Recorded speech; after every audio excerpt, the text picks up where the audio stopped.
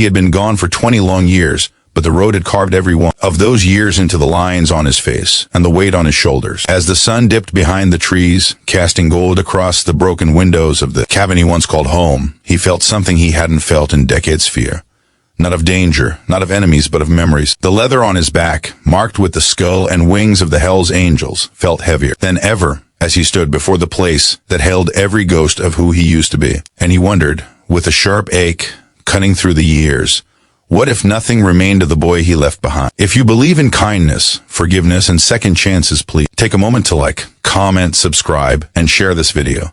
It helps more than you know. For most of his life, the open road had been the only thing that made sense to him. Asphalt, wind, and the roar of a V-twin engine drowned everything else out. After his father's death and his mother's sudden disappearance when he was only 17, he had fled from this collapsing cabin, chasing escape on two wheels. As the years passed, he built a reputation on the road, fearless, hardened, respected. But somewhere in the middle of fights, long nights on highways, and the false comfort of brotherhood, his soul became something he didn't recognize. Seasons kept changing, bikers came and went, and the world moved forward, while he remained trapped in the same cycle of wandering and retaliation. When his closest brother from the club died in his arms on a cold morning, he realized that the road no longer felt like freedom. It felt like punishment, and he began to wonder why he kept running. Returning to the cabin wasn't part of any plan. It happened because one day, as he rode through a small town, he saw a child sitting alone on a porch, his face bruised, watching a father scream inside the house. That look, fear mixed with quiet hope,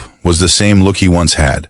With that thinking, he stopped the bike, walked over, and stood with the boy until the yelling stopped. No threats, no violence, just presence. When he handed the boy a small silver pendant he once wore as a teenager, something cracked open inside him, and suddenly the road pointed back to where everything started. Now he stood before the cabin, the boards rotted, the roof sagging, but the outline of home unmistakable. The closer he walked, the clearer the memories came, the smell of his mother's cooking, the sound of laughter before life turned ugly, the nights he cried alone after his parents fought. His boots crunched through the broken glass on the porch. The door hung crooked, one hinge rusted to dust. He pushed it open, bracing for the worst. Inside, sunlight slipped through holes in the roof like thin blades, illuminating clouds of dust. The air smelled of damp wood and old sorrow. But beneath all the decay, something felt wrong. Not in a frightening way, but in a way that whispered, someone has been here. He stepped deeper. In the far corner was a small wooden box, sitting upright, clean, untouched by mold or time. His breath caught in his throat because he remembered that box. His mother used to keep her most precious things hidden inside it. For 20 years he thought it was lost, burned, or stolen when the cabin was abandoned. With shaky fingers he reached for it, half expecting it to crumble. But it didn't. It was sturdy, polished, protected, and when he opened it, his entire world stopped. Inside were letters all addressed to him, dozens of them, written in the familiar, delicate handwriting he hadn't seen since he was a child. They were dated year after year, all the years she had searched for him. Some were written from shelters, some from small towns he once passed through without knowing, and some from hospitals. She had been alive far longer than he thought. She had never stopped looking. She had never stopped loving him. As he read the first letter, his eyes burned. She wrote about how she left, not because she didn't love him, but because she had been running from a man who hurt her and threatened to destroy both their lives. She planned to return for him, but she never found the strength until it was too late. She wrote about how proud she was of him, even if he felt he had become a man of violence. She wrote about how she prayed every night that the road would eventually bring him home. And the last letter, the last one, nearly brought him to his knees. It wasn't addressed 20 years ago. It was dated only 3 years earlier. In it, she wrote that she had found someone who told her they had seen a biker with a tattoo. She recognized on his arm her son's tattoo. She wrote about how she returned to the cabin, hoping he would one day come back. She wrote about repairing the wooden box, cleaning the floor as best she could, and waiting.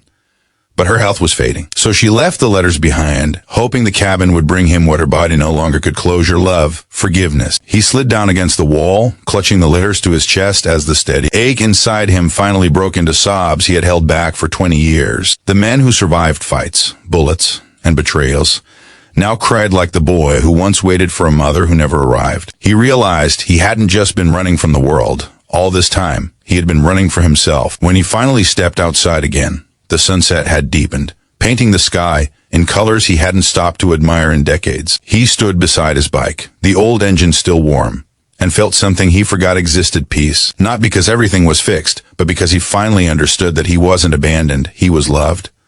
Deeply, endlessly. He looked back at the cabin one last time, then whispered a promise to live a life worthy of the love he had just rediscovered. If this story touched your heart, please like, comment, share, and subscribe. Your support keeps these real, emotional stories alive.